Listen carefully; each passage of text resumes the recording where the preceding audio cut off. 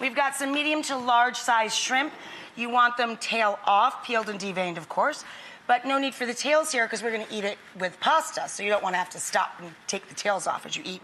Whenever we're cooking with dry pasta especially, we need to liberally salt the water because we use the water as an actual ingredient in the dish. So put a cup next to the pasta water and season liberally, like generously.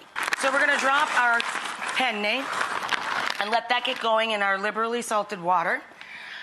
For the sun-dried tomatoes, you want sun-dried tomatoes that are sold in bulk or in a pouch like this, and you put them into a small bowl, cover them with boiling or even just really hot tap water, and let them reconstitute. Let them get soft and plump back up again, then drain them. Once they get soft and drained, we're going to slice them, pop them back into the bowl, and spice them up. I take a little lemon peel and orange peel, both. Marry that with some fennel. This is fennel pollen. This is fennel seed. Either or both works. And some chili flake. And some fresh or dried oregano. About a tablespoon of fresh picked leaves and a half a tablespoon of dried. Toss this together. That guy's ready to go. Our shrimp is ready to go. For the broccoli, I chose broccolini, so it's less work. I just trim off the ends. The rest of this is perfect, and I can just run my knife through it. For broccoli, you're going to have thicker stems, so you have to take the time to quarter them and then chop them. For the shrimp, add a little bit of chopped or sliced garlic to the shrimp, toss it around with salt and pepper, let it set for a few minutes. The ones we had here were already setting with some garlic.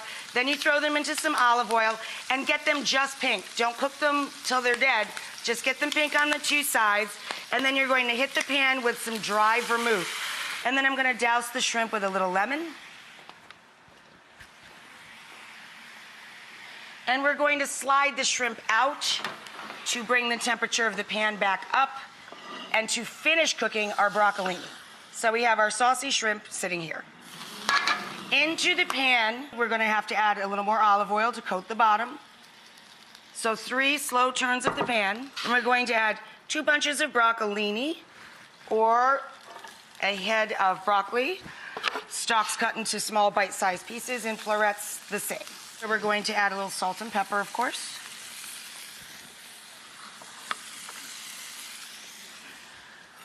And we're going to add our other star ingredient, our seasoned sun-dried tomatoes with the lemon and the orange and the oregano. And then we're going to let that cook a couple of minutes, and we're going to add another 3 fat cloves of garlic thinly sliced. Let this cook a bit first. You don't want to singe the garlic. So I added back the vermouth or wine and lemon and shrimp and their juices, of course. I added the pasta. Look, my pan's getting too jammed up. Here's what we're going to do. We're going to dump it back in the pasta pot because there's more room. Come on, baby. There we go. Now we're going to take the pasta dish. Another important tip when you're cooking the pasta, undercook it by at least 1 minute from the package direction. Why? Because this is called carryover cooking. When we add the starchy water and the cheese or whatever ingredients, and you're tossing the pasta all together with all of the other ingredients, it continues to cook. So now we're marrying the feta cheese, or you can use ricotta salata, with our sun-dried tomatoes, the citrus flavors, the oregano, the sun-dried tomatoes, the broccoli or broccolini. Oh my God, it smells amazing. And because I did this Greek style with the oregano and the sun-dried tomatoes and the feta cheese, I'm going to finish it with a little briny juice from the sliced Greek hot peppers. And I'm going to throw some Greek hot peppers into that crazy mix. And a fat splash of the juice. This sucker's so good.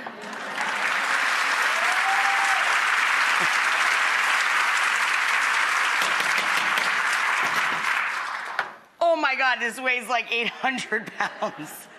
This is so much food. As I said, it could easily feed 6 adults, but in my family, believe it or not, this would really only feed 3. It's great.